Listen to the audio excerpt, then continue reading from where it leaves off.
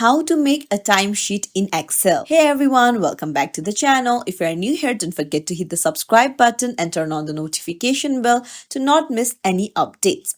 So let's dive right in. First, open up your Excel, and here's the basic timesheet with my work, the date, the start time, and the end time. Now go to the custom and tap on the drop down and make sure your time is set to the correct format. So after making sure that your time is set to correct format, go to the duration option to calculate your time.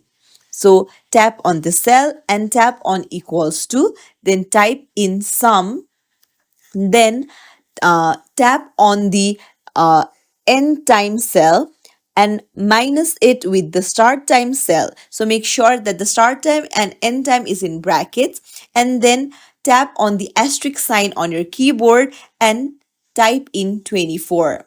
So after setting up the formula, hit enter and your duration will appear there. Now to change it to number, go up and then tap on the drop down beside general and then change it to number.